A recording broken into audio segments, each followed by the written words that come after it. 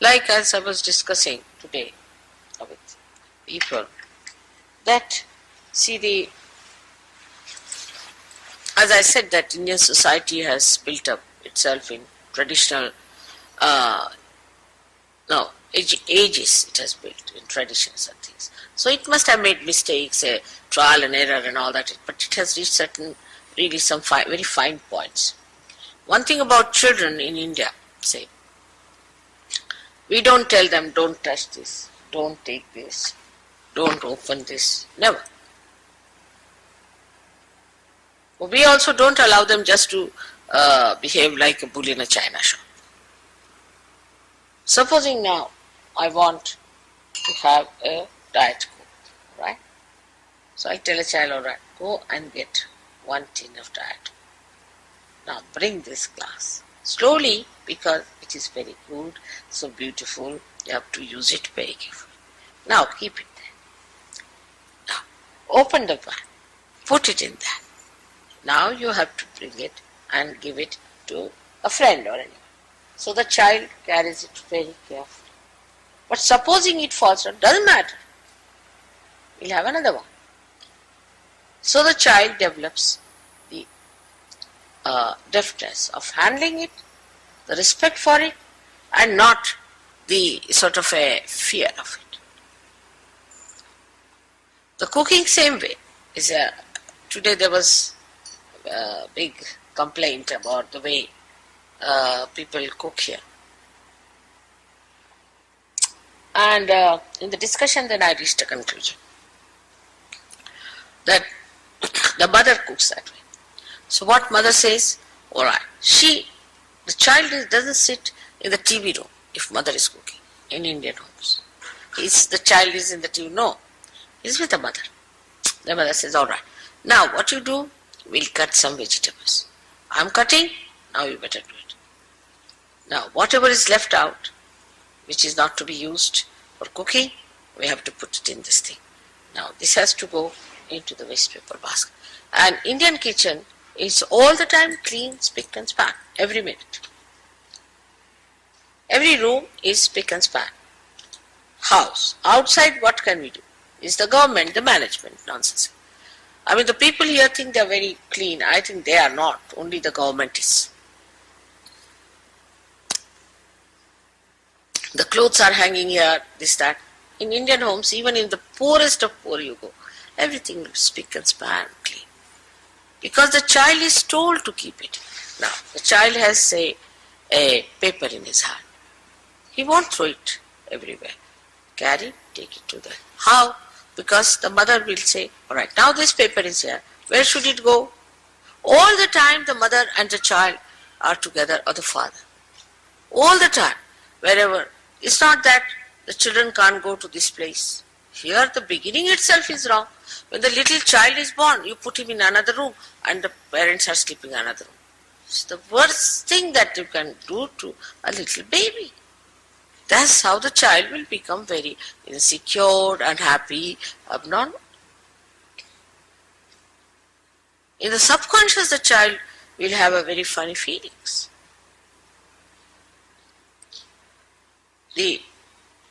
After marriage, after having children, the parents have to accept parenthood. They are still in the bridal dresses. Or the men are still saying, oh, they are romantic heroes going around. You are parents now. Otherwise, don't produce children. If you produce children, be parents. That doesn't mean you should become absolutely boring type people. But take interest in your children. Keep them with you all the time. Talk to them. Tell them how to behave. I mean, the behavior here of children is abnormally funny, I find. For that, one has to blame the training. And all the freedom is to be given to children. Now, the carpet is more important than child. A door is more important than a wall is more important than the child. Then what happens when the children grow up? I've seen. When they go to somebody's house, they start using everything as if they are own. In their house, they are very comfortably sitting. And also, every way you have restrictions on children, it sometimes shocks. Like I will tell you the example of my own granddaughter. She was telling me that, Nani, I had invited some girls for my birthday party. And they liked it very much.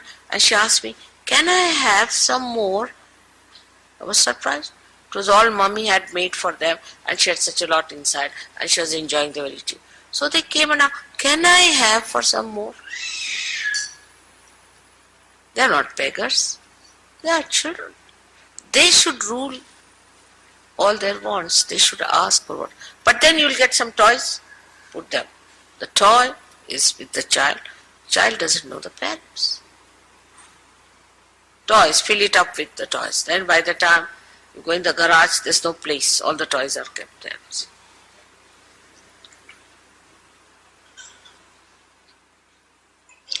So the whole training system is wrong. You must take your child with you, you must take him out, you must show everything. Who else is going to teach them? I see a mother who is, say, a person who has done, say, MA in botany, and a child doesn't know what is a leaf and what is a flower. Involve them with yourself. You go to work, tell them what happened, today this thing happened in the work, this is what. They are something separate from you. How can they grow? At this time, they depend on you for all their nourishment, every time.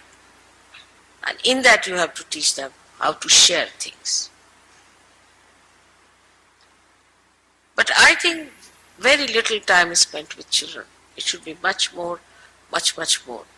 Continuously it should be. I mean, even my girls who are on his elder, she's 40 years of age. Even now she comes and sleeps with me in the morning time. She must hug me, sleep with me. And when I come, she cries like a little baby. What to do? I did the same with my mother. But I knew everything about my mother, and I knew so many things that she liked and what she didn't like and what should not be done. And there is such an attachment to the mother comes in and father. You don't want to lose that love. Once my daughter asked me, when she was in college, I want to wear sleeveless blouse. I said, go ahead, no harm.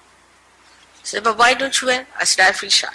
I feel shy to expose my arms. Then she said, immediately, then this is no criteria because I've asked you, you should say yes to me. No, that's not good. She herself corrected herself.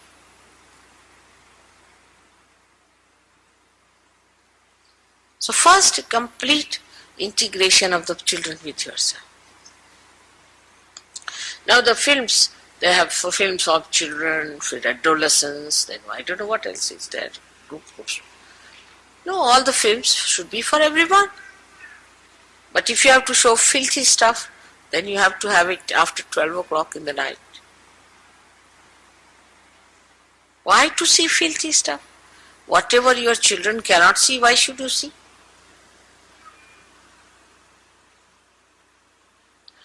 It's not something very matured, is it? That you want to see and the children can't see. So the whole shifting starts. Like a mother is seeing the very mature thing is about God, is about some great incarnation of some philosophy. Children are also sitting. Then they start asking, what is collective consciousness at a very young age?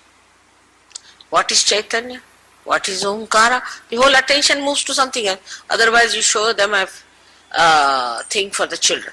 In that they show you this doll coming today, that doll. Mommy, I must have that doll. Get them the doll and be finished with that. That's not the way. Bring their attention out of all these things. See, these all medias, everything, are working on your children morning till evening. Now they have a doll in America which even have a birth date. And then you have to join a club. For that club you have to pay so much dollars. And then you become a member of that. Then they write to you what is the name for the child and when was she christened and this and that. They are playing upon your children. And you are happy as long as children don't trouble you. And when they trouble you, in England, I don't know, in America, what do? They kill their children. Then the children kill them. The whole thing is upside down. India, it might happen if they become developed and advanced.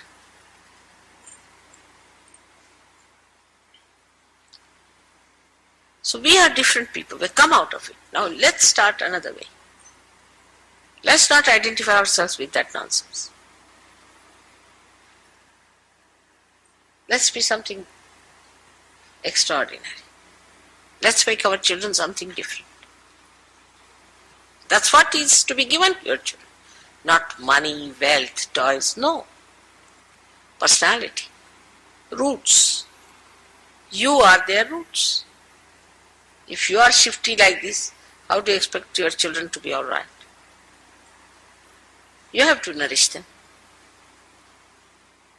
Alright? So first of all, the education of the child starts with the father, mother and the family. And the respect for elders.